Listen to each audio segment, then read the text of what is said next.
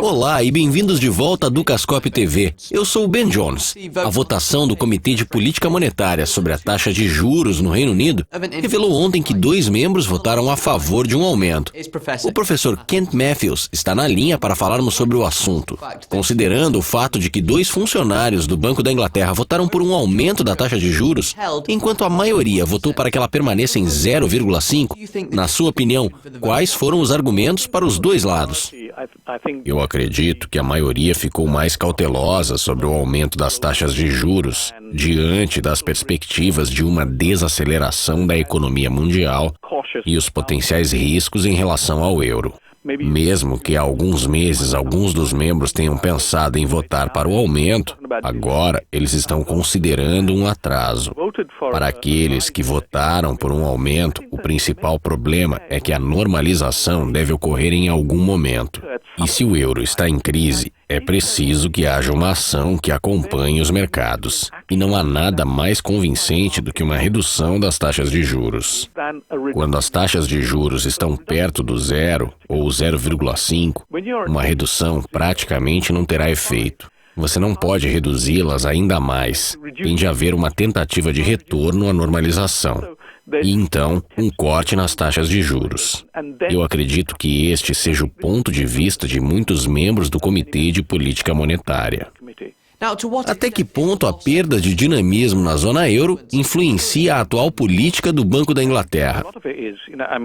Eu acredito que a influência seja grande, e essa é uma das principais razões pelo atraso no aumento das taxas de juros, já que a economia parece estar em expansão. E embora as expectativas de inflação e os custos trabalhistas continuem baixos, há bastante preocupação em relação à capacidade da economia.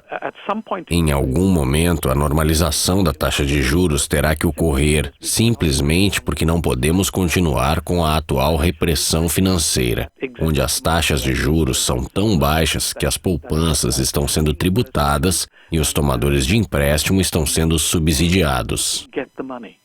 Considerando o lançamento do PIB hoje, você acredita que o Reino Unido poderá manter ou mesmo exceder o crescimento anual de 3,2%? Por quanto tempo esses níveis vão durar? Eu acredito que não. Há 2 razões para isso.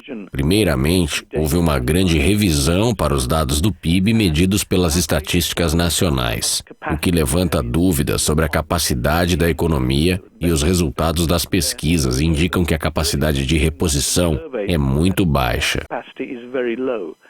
3,2% representa parte da recuperação. À medida que avançamos em direção a um novo nível de capacidade, que chamamos de PIB potencial, é muito provável que, como resultado da crise, essa taxa de crescimento do PIB potencial tenha realmente caído para cerca de 2,5%.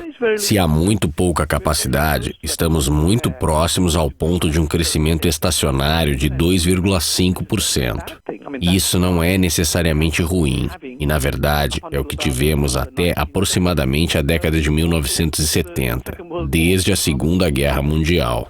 É que durante a década de 1980 e no período Thatcher, a taxa de crescimento subiu para 3% e continuou durante os anos 1990. E de certa forma, pensávamos que isso continuaria. 2,5% parece ser uma taxa de crescimento muito louvável. Muito obrigado pela participação, professor Matthews. Continuem conectados à Dukascope TV para mais notícias e entrevistas exclusivas. Até mais!